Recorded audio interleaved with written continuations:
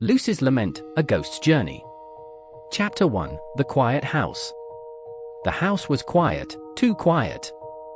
Lucy sat on the edge of his small bed, his knees pulled to his chest. The walls of his room, once covered in bright posters and cheerful decorations, now seemed cold and bare. A year had passed since everything changed, and the silence in the house was like a heavy fog that never lifted. He lived in the same house with his parents, but it didn't feel like home anymore. No one asked him about his day, no one kissed him goodnight, and no one smiled at him. His mother spent hours staring at old photo albums, and his father buried himself in work, leaving early and coming home late. Lucy had been forgotten. He knew why. A year ago, his younger sister, Lily, had died. It was his fault, or so everyone believed. Even Lucy believed it. He didn't mean for it to happen, but the guilt sat in his chest like a stone, heavy and unyielding. Chapter 2, A Lonely Morning. The mornings were the hardest. Lucy woke up each day hoping, just hoping, that things would be different. But when he walked into the kitchen, the table was empty. No breakfast. No hot milk waiting for him. His parents sat in silence, not even looking up as he entered the room. He tried to break the ice once. "Good morning," he whispered, his voice trembling. His mother didn't respond. She stared out the window, her eyes distant. His father glanced at him but said nothing before returning to his coffee. Lucy's stomach churned. The invisible wall between him and his parents was thicker than ever. He ate a piece of bread he found in the pantry and went back to his room. Sometimes he cried quietly, clutching the teddy bear Lily had given him on his last birthday. It was the only thing he had left of her. Chapter 3, The Guilt. Lucy remembered that day so clearly. It was sunny, and he and Lily were playing by the lake near their house. Lily loved the water, but she was only 6 and couldn't swim. He had turned his back for just a moment, a single, careless moment. When he looked back, she was gone. The days after her death were a blur. The crying, the blame, the funeral. And then, the silence. His parents never said it out loud, but he knew they blamed him. He blamed himself too. "Why didn't I watch her?" he whispered to himself at night. "Why wasn't I fast enough?" Every night, he wrapped himself in his blanket and cried himself to sleep. The darkness in his room felt alive, wrapping around him like a cold embrace. Sometimes, he thought he heard Lily's laugh echoing in the house, but it was only his imagination. Chapter 4, The Anniversary. A year later, the anniversary of Lily's death arrived. Lucy didn't expect anything from his parents. They had ignored him for so long, why would today be any different? But when he woke up, he felt a strange pull, an urge to go downstairs.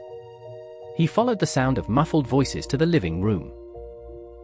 His parents were there, standing in front of a table draped with a white cloth. On it were flowers, candles, and a large photograph of Lily smiling brightly. It was a small memorial for her. Lucy's chest tightened. He hadn't seen his parents stand together like this in months.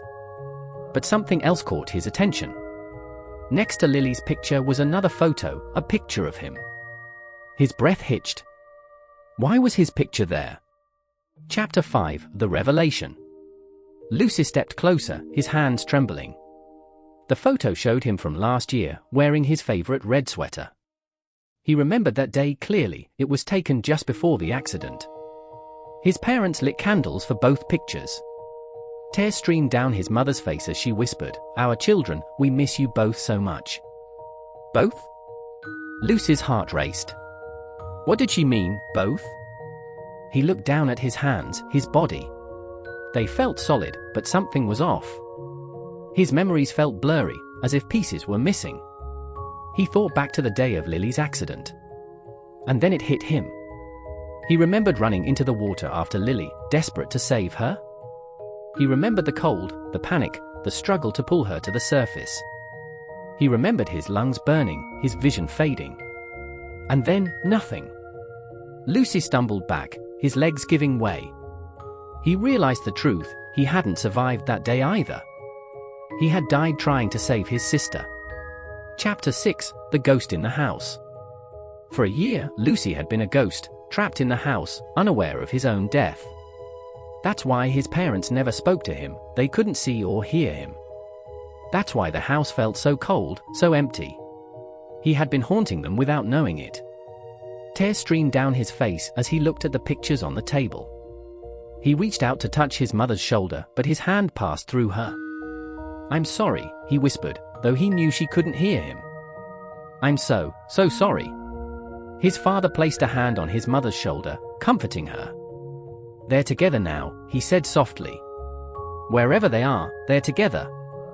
Lucy felt a strange warmth wash over him. For the first time in a year, the weight in his chest lifted. He turned and saw Lily standing in the doorway, her small hand reaching out to him. "Lucy," she said, her voice as sweet as he remembered. "It's time to go." Chapter 7, Moving On.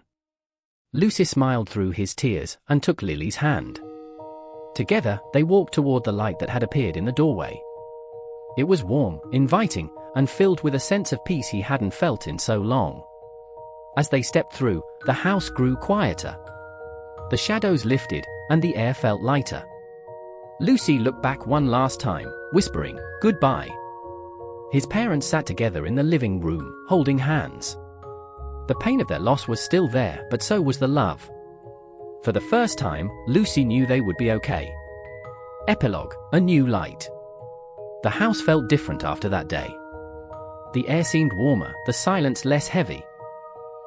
Lucy and Lily were gone, but their presence lingered like a gentle breeze, comforting their parents.